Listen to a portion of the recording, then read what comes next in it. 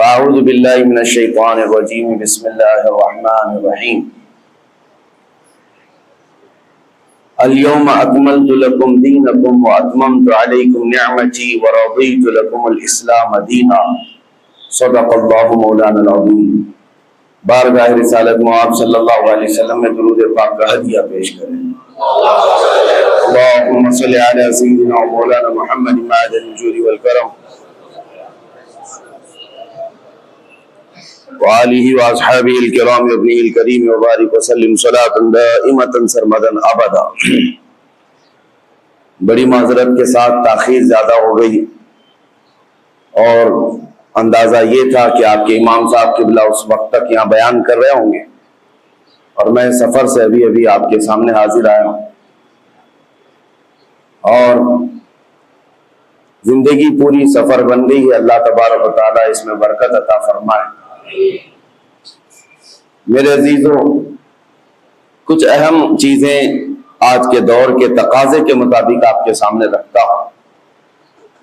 ہمارے لیے سب سے امپورٹنٹ چیز یہ معلوم کرنا ہے کہ ہمارے لیے سب سے اہم مسئلہ کیا ہے جس پر ہمیں توجہ دینی چاہیے۔ مسئلے تو بہت ہیں، پریشانیاں، مشکلات اور بہت ساری چیزیں ہیں، لیکن انسان عقل مند وہ ہے جو یہ فیصلہ کر لے کہ مجھے فوکس کس پہ کرنا ہے۔ جس دن اسے یہ سمجھ آ جائے گی کہ پریشانیاں تو 100 ہیں، 150 ہیں، 200 ہیں، لیکن ان میں سے اہم چیز کیا ہے، تو میں سمجھتا ہوں وہ حل سمجھ جائے گا اور وہ اپنے وقت کو اور اپنے انرجی کو، اپنی زندگی کو ضائع نہیں ہونے دے گا۔ آج زندگی کے بے شمار مسئلے ہمارے ساتھ، لیکن ہم الجھے ہوئے کس پہ ہیں؟ کن باتوں پر ہم ڈسکس زیادہ کرتے ہیں؟ کون سی چیزوں میں ہم ایک دوسرے کے گریبان پکڑے ہوئے ہیں؟ یہاں پر آ کر ہمیں تنبیہ کرنا پڑتا ہے۔ جب گھر پر آگ لگی ہو تو آپ آٹے، چاول اور نمک کے لیے جھگڑا نہیں کر رہے ہوں گے، بلکہ آپ کے لیے اہم مسئلہ یہ ہے کہ میرے گھر کی 4 دیواری کو محفوظ کر لوں۔ تو مسائل میں یہ سمجھنا بہت ضروری ہے کہ چھوٹا کیا ہے، بڑا کیا ہے۔ مثال کے طور پر میں آپ کے سامنے ایک بات عرض کروں، اللہ 1000 بار نہ کرے کسی کے گھر میں اگر آگ لگ گئی اور پورا گھر آگ کے لپیٹوں میں جھلس رہا ہے اور اس گھر کے اندر آپ کا ایک بچہ چھوٹا سا محفوظ پھنس گیا ہے، آپ کسی طرح گھر کے اندر داخل ہوئے اور بچے کو قریب تھا کہ آگ اپنی لپیٹ میں لے لیتی، بچا سکتے تھے آپ، لیکن ساتھ میں بچے کے قریب میں ایک سوٹ کیس بھی پڑا ہوا ہے جس میں بہت ساری آپ کی رقم، کمائی ہوئی محنت کے پیسے سب اس میں رکھے ہوئے ہیں۔ آگ اسے بھی پکڑنے والی ہے، ان قریب وہ بھی آگ کی لپیٹ میں پورے مال و دولت جلنے والا ہے آپ کا۔ اب فیصلہ آپ کے پاس ہے، وقت بہت شارٹ ہے، ایک طرف وہ پیسوں کے اور بہت سارے مال کا سوٹ کیس ہے اور ایک طرف آپ کا عزیز از جان بچہ ہے۔ کس کو بچانا چاہیے؟ ایک عقل رکھنے والا بندہ صاف سی بات ہے وہ سوٹ کیس کی طرف نہیں دیکھتا، بلکہ اپنے جان سے زیادہ پیارے بچے کی جان کی حفاظت کرتا ہے، کیونکہ عقل میں اتنی بات تو ہے، اتنا سینس سب کو ہے کہ مال پھر کمایا جا سکتا ہے لیکن جان بچانا زیادہ ضروری ہے۔ اگر بچہ ہمارا بچ گیا تو مال پھر سے آ جائے گا۔ تو میں یہ سمجھتا ہوں کہ یہاں آپ کا سینس کام کر گیا، آپ کو اللہ نے اتنی تمیز عطا کی ہے کہ آپ بڑا مسئلہ کون سا ہے، چھوٹا مسئلہ کون سا ہے، اس وقت آپ پہچان گئے، اور آپ اپنے بچے کو جلنے کے لیے چھوڑ دیتے اور پیسے گننے پر بیٹھ گئے ہوتے، سوٹ کیس اٹھانے پر بیٹھ گئے ہوتے، تو گویا کہ آپ دنیا کے سب سے بدترین بے وقوفوں میں اور بلکہ سیلفش لوگوں میں، بلکہ اس سے زیادہ یہ کہ اپنے گھر والوں پر بھی ٹرسٹ، گھر والوں کے لیے بھی نہیں جینے والا بندہ بن کر کے سامنے آتے۔ دنیا دار، ہوس پرست، لالچی سب چیزیں آ جاتی ہیں اگر چھوٹے مسئلوں پر آپ اپنی انرجی ضائع کرتے۔ ایک ایگزامپل میں نے آپ کے سامنے رکھی۔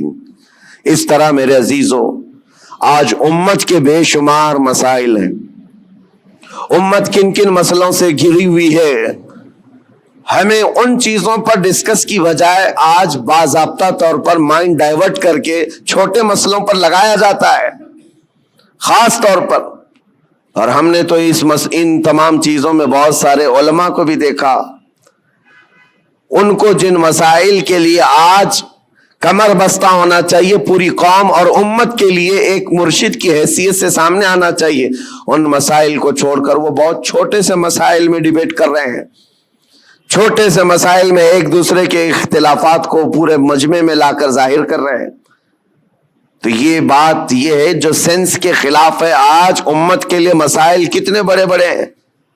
میں مانتا ہوں نشہ عام ہے ہمارے ہاں، اور ہمارے ہاں علم کی کمی بہت زیادہ ہو گئی، اخلاق کی کمی بہت زیادہ ہو گئی ہے، ہمارے ہاں سود آ گیا ہے، جوا آ گیا ہے، شراب آ گئی ہے، سب آ گیا ہے ہمارے محلوں میں۔ یہ بھی مسائل ہیں جس سے ہم جوجھ رہے ہیں، لیکن ان تمام مسائل میں جو سب سے بڑی آگ لگی ہے وہ ہے عزت مصطفیٰ کی حفاظت، رسول کریم صلی اللہ تعالی علیہ وسلم کی عزت کی حفاظت۔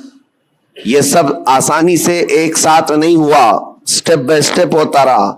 آج جو درندے کھل کر کے اسلام کے خلاف، قرآن کے خلاف، رسول پاک کی ذات کے خلاف بھونک رہے ہیں، یہ تمہارا لاسٹ سٹیج تھا۔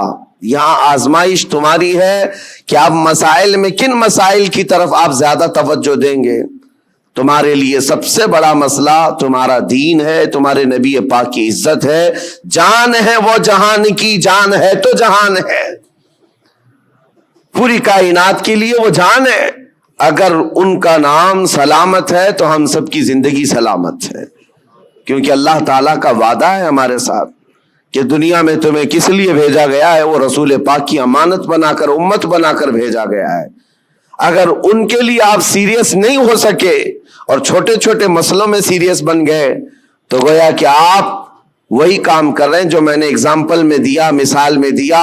گھر پر آگ لگی، آپ اپنے بچے کو بچانے کی بجائے اپنے مال کی طرف دیکھ رہے ہیں۔ آج میرے عزیزو، کیا اختلافات اس قدر نہیں عام ہو گئے ہمارے ہاں تو وہ بھی معاملات ہیں کہ ماں اور بیٹے کے اختلافات اتنے زیادہ کہ دونوں کورٹ میں جا چکے ہیں، صرف چھوٹی سی بات کو لے کر۔ بیٹا کٹہرے میں اس طرف کھڑا ہے، ماں اس طرف کھڑی ہے، دونوں کے وکیل الگ الگ ہیں، اور لڑائیاں بڑے زور و شور سے، بھائی بھائی کے ہیں، بہن بھائی کے ہیں، پراپرٹی کو لے کر، اور مدتوں کورٹ میں 25 سال 30 سال گزر گئے ایک ٹکڑا زمین کے لیے، اور وہ بھی ایسا کہ کورٹ نے پوری زندگی بھر تمہیں گھمایا پھرایا، تمہاری چپل گھس گئی، جس کے لیے تم نے بڑی بڑی نفرتوں کی دیواریں کھڑا کر رکھی تھی، تمہارے لیے اس کی ایک بالشت جگہ بھی زندگی میں مل نہ سکی، یوں ہی دنیا سے چلے گئے اور مر گئے۔ تو جو لا یعنی چیزیں ہیں اس کے لیے اتنی انرجی ضائع کرنا، یہ بیوقوفی ہے۔ آج میں یہی بات کہنا چاہتا ہوں، امت کو جن مسائل کی آج ضرورت ہے اس پر ڈسکس بھی ہو، اس کے لیے لائے عمل بھی تیار کریں۔ لوگ آ کر کے آج یہ مسائل ضرور رکھیں۔ دیکھیں، آج محرم کا یہ مہینہ چل رہا ہے، اس کو آپ میری تنقید نہ سمجھیں اور نہ ہی میں کوئی گستاخ ہوں۔ میں مولا امام حسین رضی اللہ تعالیٰ عنہ کا پیدائشی شہدا ہوں۔ الحمدللہ ہمیں ہمارے گھروں سے یہ گٹھی میں پلائی ہوئی محبت ہے، لیکن محرم کے آتے ہی جتنا ایکٹیو ہمارے محلے ہوتے ہیں، سارے جگہ پر ایک جگہ 51 دیگ کھچڑا بنا ہے، دوسری جگہ کمپٹیشن میں 100 دیگ کھچڑے بنائے، 51 دیگ 100 دیگ، ٹھیک ہے پکاؤ کھلاؤ، لیکن ایک بات میں آپ کو بتاؤں، کھلانا ثواب ہے، کس کو کھلانا؟ پیٹ بھرے ہوئے کو کھلانا؟ یہاں تو حال یہ ہے جو خود گھر میں کھا کھا کر موٹے ہو چکے وہی کھچڑا کھانے بھی آ گئے۔ کوئی ایسا بندہ تو ہمیں نظر نہیں آیا جس کے گھر میں ایک روٹی بھی نہیں ملتی اور وہ آ کر کے کھا گیا ہو تو اس کے لیے ثواب ہی ثواب ہے۔ غربا اور مساکین کو کھلانا بہت بڑا ثواب ہے۔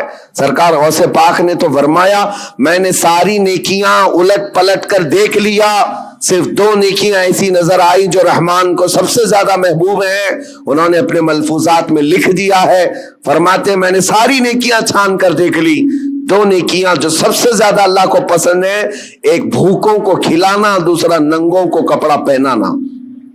لیکن یہ شرط بتائی کہ بھوکوں کو کھلانے کا مطلب یہ ہے کہ جو غربت اور افلاس کی وجہ سے کھا نہیں پاتا. میرے اس کہنے کا مطلب یہ نہیں ہے کہ امیر لوگ کھچڑا نہیں کھا سکتے, تبرک نہیں کھا سکتے ہیں. ہم بھی کھاتے ہیں, آپ بھی کھائیں, سارے لوگ کھائیں. لیکن میرے عزیزو, ہمارا کل اثاثہ لا کر کے کیا انہی ساری چیزوں پر ہی خرچ کرنا ہے؟ امت کے لیے ایسے مسائل ہیں, پورے محلے میں گھوم پھر کر کے ہم دیکھ لیں, ہمارے لیے, ہمارے بچوں کے لیے کوئی ایسا کوچنگ سینٹر نہیں ملتا جہاں پر غریب بچوں کو پڑھا کر کے IAS یا IPS تک کی تعلیمات دی جا سکے. اس کے لیے کوئی سوچتا بھی نہیں. اور نہ ہی کوئی ایسا ادارہ ملتا ہے محلوں میں کہ بچہ ہمارا اسکول جاتا ہے, کالج جاتا ہے تو ساتھ میں چل کر کے حافظ قرآن بھی بن جائے. ڈھونڈ کر کے نکالو, نہیں ملتے. ہماری لاکھوں کی ایک مشت رقم جو ہے صرف ہمارے ایک وقت کے کھانے میں چلی جاتی ہے. ایک وقت کے کھانے میں آپ کو یہ بات اس لیے عرض کر رہا ہوں, جب مسائل بہت زیادہ ہیں تو جو امپورٹنٹ مسئلہ ہے اس پر اپنی انرجی خرچ کرنا چاہیے, اس پر ڈسکس بھی ہو اور اس کے لیے عمل بھی ہو. اور ایک بات میں آپ کو بتاؤں, اسرائیل کی ایک پرائم منسٹر لیڈی رہ چکی ہے, اس کا ایک انٹرویو ایک پترکار نے, ایک صحافی نے لیا تھا, جس کو بعد میں چل کر کے کئی سالوں کے بعد لیک کیا گیا. اس نے انٹرویو میں جو پوچھا تھا اس لیڈی سے جو پرائم منسٹر تھی اسرائیل کی, کہا کہ آپ کی بہت بڑی مخالفت ہو رہی ہے کہ آپ ایک ایسی پالیسی پر عمل کر رہی ہیں جس سے پورا ملک جو ہے آپ کے ساتھ نہیں کھڑا ہے.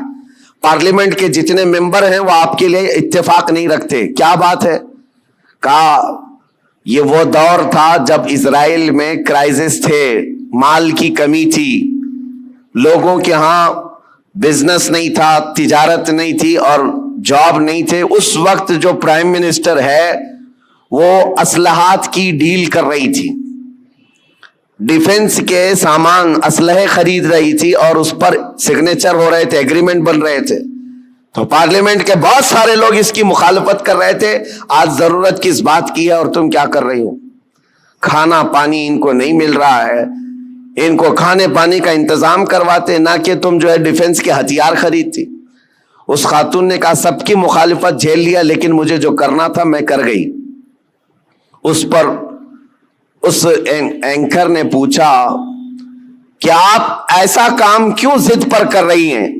سنو میرے عزیزو, وہ یہودن ہے, یہودی, اسرائیل کی رہنے والی, اور پرائم منسٹر وہ کہتی ہے میں یہ کام جو کر رہی ہوں اس کام میں انسپائر ہوں, بہت زیادہ متاثر ہوں تو پروفیٹ محمد صلی اللہ علیہ وسلم سے, مسلمانوں کے رسول محمد صلی اللہ علیہ وسلم سے. کہا وہ کیسے؟ کہا کہ انہوں نے زندگی میں جو اسلامک سلطنت اسٹیبلش کر دی مدینہ طیبہ میں, حالات ان کے بھی اس وقت ایسے تھے کہ ایک کھجور پر ان کے صحابہ پورا دن گزار لیتے تھے, گٹلی چوس کر کے رہ جاتے تھے. ایک پیالہ دودھ کا مل جاتا تو 10 لوگ پی لیتے تھے. اور وہ کہتی ہے میں نے ان کی تاریخ پڑھی, ہسٹری پڑھی ہے, جس دن پروفیٹ محمد صلی اللہ علیہ وسلم کا انتقال ہوا اس دن ان کی بیوی کے گھر حضرت عائشہ صدیقہ کے گھر میں چراغ جلانے کے لیے تیل بھی نہیں تھا. جس دن حضور پاک کا انتقال ہوا اس دن چراغ جلانے کا تیل بھی نہیں تھا. وہ ایسی سادی زندگی تو گزار گئے, لیکن وہ خاتون کہتی ہے چراغ جلانے کے لیے تیل تو نہیں تھا, لیکن سب سے قیمتی اور سب سے عظیم اس زمانے کے 9 تلواریں ان کی دیوار پر لٹکی ہوئی تھی. گویا کہ اس محمد صلی اللہ علیہ وسلم نے یہ میسج دیا تھا کہ کھانا ایک وقت کا کھا کر نگل لوگے, دوسرے وقت پھر بھوک لگے گی, دوسرے وقت کا کھا لوگے, تیسری بھوک پھر لگے گی. لیکن تمہارے لیے امت کے ڈیفنس کے لیے جو چیز چاہیے تھی وہ محمد صلی اللہ علیہ وسلم نے وقت کی ضرورت کو محسوس کر کے پہلے سے میسج دیا تھا. وہ اسرائیلی یہودن کہتی آج میرا یہ عمل ہو سکتا ہے 40 سال بعد آنے والی میری قوم دیکھ کر فخر کرے گی کہ ہمارے لیے کتنی محفوظ پناہ گاہ یہ بنا کر کے چلے گئے. میرے عزیزو, میں تعریف کے لیے نہیں کہہ رہا, بات یہ کہہ رہا ہوں یہ ہوتی ہے قوموں کی تعمیر. آج ہم تو کھچڑوں میں رہے. کھچڑا ناجائز نہیں ہے, کھانا چاہیے, اچھا ہے, گھر میں بناؤ, جب من کرے کھاؤ, لیکن اس کے لیے اپنے لاکھوں روپے کی لاگت محلوں میں اس طرح سے تقسیم کر کے ختم کر دینا. ہاں اس کو حق بنتا ہے وہ حلوہ بھی کھائے, کھچڑا بھی کھائے, لیکن ساتھ میں امت مصطفیٰ کے مستقبل کے لیے عمارت بھی کھڑی کرے. اس کو یہ حق بنتا ہے. میرے عزیزو, مجھے ایک بات یاد آتی ہے. ہمارے ایک استاد, ان کی یہ سوچ تھی, وہ مثال کے طور پر میں عرض کر رہا ہوں. ہمارے ایک ساتھی نے ہماری شکایت کی کہ حضرت جو کپڑے پہننا ہے سارے طلبہ کو, اس کے علاوہ ایکسٹرا یہ کپڑے پہن لیتا ہے میرے بارے میں. کہا یہ صدری پہن لیا یا جاکٹ پہن لیا. کہا جو اسٹوڈنٹس طلبہ پہن رہے ہیں اس کے علاوہ ایکسٹرا یہ. تو انہوں نے کہا کہ بالکل میں سب کو برابر دیکھنا چاہتا ہوں, کس کو کیا پہننا چاہیے. اور اس کے بعد انہوں نے ایک جملہ کہا تھا ان کو شکایت کرنے والوں کو, کہا اس کی طرح 4 صفحے سبق تو بھی سنا دے اور تو بھی ایسی کپڑے پہن لے. ہاں اگر کسی کام میں تم پورے اترے ہوئے ہو اور دوسرا تمہاری دیگر ضروریات بھی پوری کر رہے ہو تو کوئی مسئلہ نہیں. میرے کہنے کا مطلب یہ ہے کہ آپ بڑی بڑی نیازیں کریں, لیکن اس وقت جب امت کی مستقبل کی ضروریات پوری ہو رہی ہو پھر کھانا بھی کھلائیں, دیگیں بھی چڑھائیں, اچھا ہے, عرس بھی کریں. یہاں حالات تو یہ ہے کہ ہم یتیمی کے حالت میں آ گئے ہیں آج. میاں کتنے تو ایسے ہمارے مسلمان کپلز ہیں اپنے چھوٹے چھوٹے بچوں کو لے جا کر کرسچن اسکول کے باہر کھڑے کرتے ہیں اور ایڈمیشن کے لیے پاپڑ بیلنے پڑتے ہیں, اور ان کو کتنی مرتبہ وہاں پر عیسائی نن ہو کہ پادری ہو تانے مارتے ہیں, ٹانٹ مارتے ہیں. کتنی مرتبہ ایسی شکایتیں آئیں. لیکن کیا کریں, ایک جگہ پر مجھے خود یہ بات یاد آتی ہے. ہمارے مقتدی تھے ایک حاجی صاحب, اپنے 2 بچوں کو ایک بورڈنگ اسکول میں انہوں نے ڈالا تھا, 4تھی اور 5ویں کے بچے, سال کا 4 لاکھ روپے پے کر رہے تھے. اور ایک بار وہ مجھے ساتھ میں لے کر گئے دکھانے کے لیے کہ آئیں دکھاتا ہوں کتنا بہترین ہے, 45 ایکڑ میں بنا ہوا یہ بورڈنگ اسکول ہے, سب کچھ ہے. میں گیا تھا, ان کے مینیجر سے میں نے پوچھا کہ شیڈول کیا ہے آپ کا, بچوں کو کیسے آپ ٹریٹ کرتے ہیں. انہوں نے صبح 5 بجے سے لے کر رات کے 9 بجے تک کا پورا گھنٹے کا شیڈول بتایا. اس میں پوجا بھی ہے, یوگا بھی ہے, جاگنگ بھی ہے, سب ہے. میں نے پوچھا سارے بچے کرتے ہیں؟ کہا سب کرتے ہیں, چاہے ہندو ہو مسلم ہو, سب کو کرنا ہے یہ. اور جن کے بچوں کے لیے ہم گئے ہوئے تھے وہ سال بھر سے پڑھ رہے تھے. میں نے ان حاجی صاحب سے کہا وہ بڑے پرہیزگار ہیں, ایک نماز بھی قضا نہیں کرتے. ہم نے کہا ان کو آپ اپنے بچوں کو اتنی مہنگی پوجا کروا رہے ہیں, اتنی دور لے جا کر کے. تو خیر ان کو یہ بات لگی, لیکن انہوں نے جواب میں کہا ٹھیک ہے حضرت میں وہاں سے نکال لوں گا, ہمارا ہے کہاں جہاں میں اپنے بچوں کو ڈال دوں. یہ بھی تو سوال ہے, یہ بھی تو سوال ہے. ہم نے اپنے مستقبل, اپنے بچوں کے مستقبل کے لیے کوئی لایا عمل بنانا ہی چھوڑ دیا ہے. فکر کرو میرے عزیزو, آج ضرورت اس بات کی ہے. میں تو یہاں جب بھی آتا ہوں ہر بار آپ کے اراکین صدر صاحب بیٹھتے ہیں, اکثر یہی پلاننگ کرتے بھی رہتے ہیں کہ یہاں پر کچھ نہ کچھ کام ہونا چاہیے. لیکن یہ صرف پلاننگ میں ہی رہ گئے تو ہماری عمریں بھی پلاننگ میں چلی جائیں گی. کر جاؤ کچھ نہ کچھ, اس لیے کہ ہمارے بچوں کو جو پھل ملنے والے ہیں وہی انقلاب لائیں گے. اور الٹریسٹی اتنی بڑی ہوئی ہے, آپ جو دیکھ رہے ہیں نا ماحول کی خرابی, اکثر آ کر جو شکایت کرتے ہیں بچے نشہ خور ہو گئے, ماں باپ کے نافرمان, سب بہت کچھ ہے. لیکن سب کا علاج یہ ہے کہ ان کو علم دین اور علم دنیا سے روشناس کرائیں, اس لیے کہ علم تہذیب لاتا ہے, اخلاق لاتا ہے, اور علم نہ ہو تو جہالت کے پیٹ سے سب برائیاں جنم لیتی ہیں. ہر برائی وہ کر جاتا ہے جہالت میں. اور آج حالات ایسے ہیں کہ دوسری قومیں ہماری طرف دکھا کر کے یہ تانا مارتی ہیں. ابھی کل رات میں جس علاقے میں تھا لکھنؤ کے قریب, اور صبح لکھنؤ سے میں ابھی آ رہا ہوں, گئے پورا علاقہ مسلمانوں سے بھرا ہوا ہے. لیکن ایسا ہے کہ گاؤں میں جانے کے لیے کوئی کار بھی جا نہ سکے، اس طرح سے گڑھے بھرے ہوئے ہیں، اتنے گڑھے، اور پڑوس کے قریب میں چھوٹا سا گاؤں ہے نان مسلم، پکی سڑکیں، ساری چیزیں۔ اس پر بات کریں تو لوگ یہ کہتے ہیں یہ تعصب ہے حکومت کا، ان کے ہاں یہ سب ہو جاتا ہے، ہمارے ہاں نہیں ہوتا ہے۔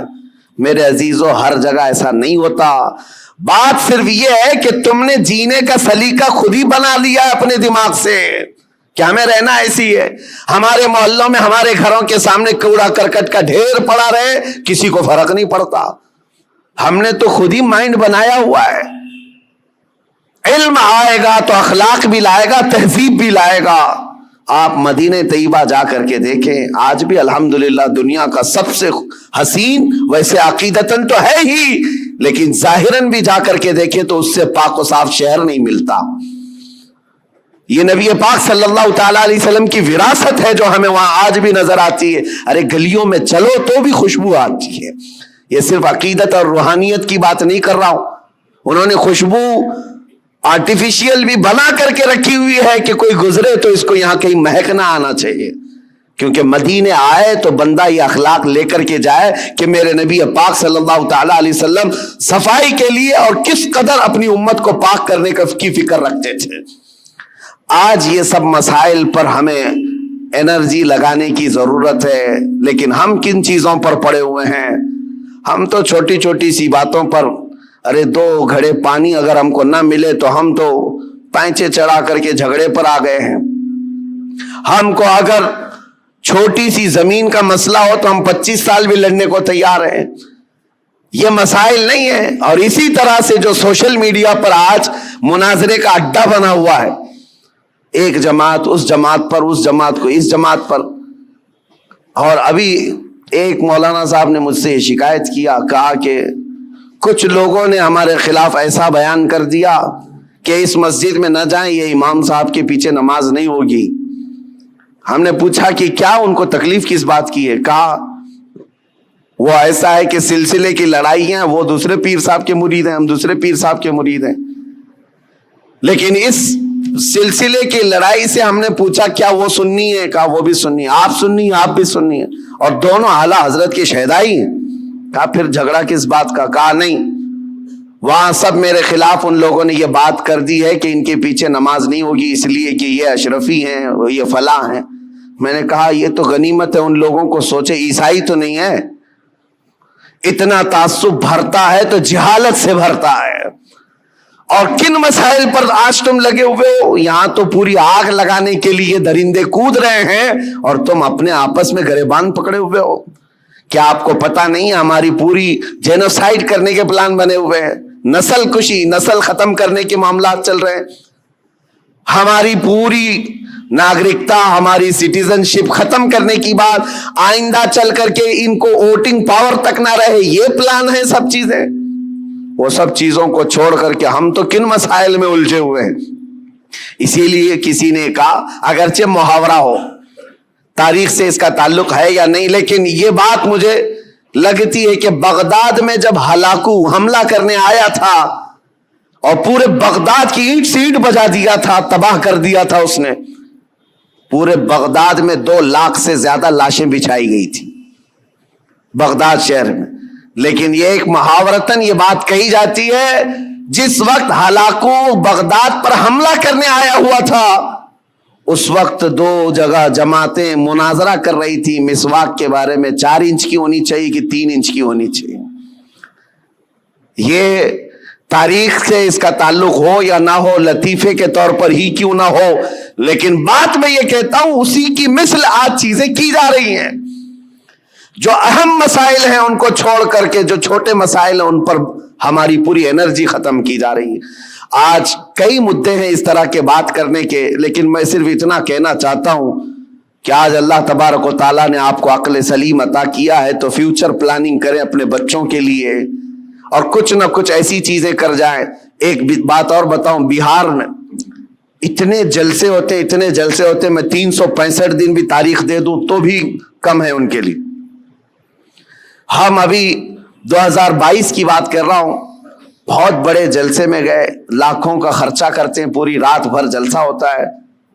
ایک رپورٹر تھے جنہوں نے انالائز کیا تھا وہ میرے پاس ایک رپورٹ لا کر کے بتایا کہ حضرت پورے سال بھر میں ایک ہی اسٹیٹ بہار میں 4000 جلسے ہوئے، 4000 جلسے، اور وہاں کے رات بھر چلنے والے جلسوں کو میں نے بہت قریب سے دیکھا ہے کہ اس قدر وہاں پر اہتمام کے ساتھ جلسے کرتے. میں جلسوں کا مخالف نہیں، ٹھیک ہے، دین پھیلانے کا ایک ذریعہ ہے، لیکن ہوتا کیا ہے، انہوں نے کہا کہ کم از کم ایک جلسے میں 5 لاکھ روپے خرچ ہوتے ہیں، اس سے کم نہیں، بلکہ زیادہ سے زیادہ ہم نے دیکھے 10-10 لاکھ 15-15 لاکھ ایک رات کے جلسے میں وہ لوگ خرچ کرتے ہیں. منیمم 5 لاکھ روپے خرچ کے حساب سے 4000 جلسوں کا جب یہ رپورٹ نکالی گئی تو انہوں نے سال بھر میں ایک ہی اسٹیٹ میں، یہ غریب لوگوں کی بات کر رہا ہوں، 2000 کروڑ روپے خرچ کیے. 2000 کروڑ روپے راتوں میں یہ خرچ ہوئے ہیں. لوگوں کو اگر ایسا لگتا ہے کہ میں جلسوں والا آدمی، مقرر آدمی، روزانہ ادھر ادھر گھومتا ہوں، میں صاف آج اعلان کرنا چاہتا ہوں میرے عزیزوں، میں ایک جگہ بیٹھ کر کے جو پیغام پہنچاتا ہوں، اللہ کا فضل ہے لاکھوں اس کو ویسے ہی سن لیتے ہیں.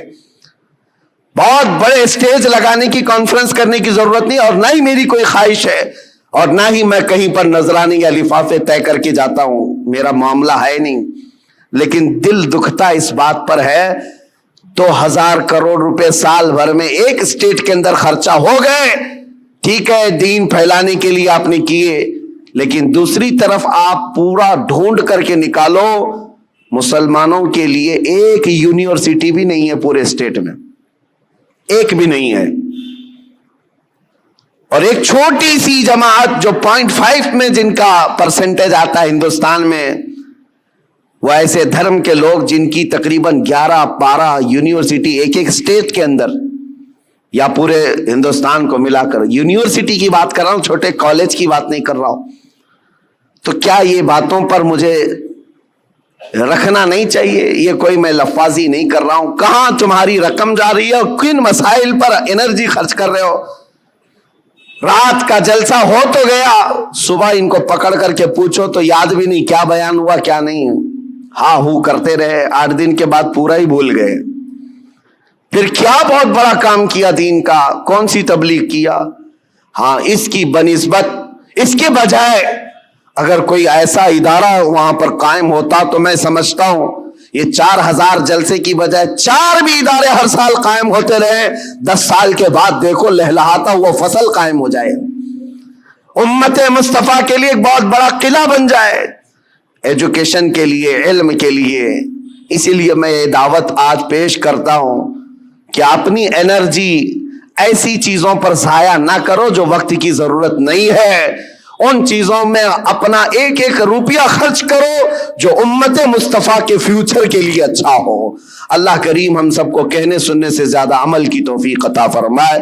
مولا کریم جتنی بقیہ ماندہ زندگی ہے ہماری، ہمارا ہر پل اور ہر لمحہ امت مصطفیٰ کی خدمت میں لگانے کی توفیق عطا فرمائے. دین اسلام کا ہمیں سچا خادم بنا کر کے اٹھائے، اور دنیا میں بھی اور آخرت میں بھی رسول اللہ کا وفادار بنا کر ہمیں اٹھائے. وآخر دعوانا ان الحمد للہ رب العالمین. السلام علیکم.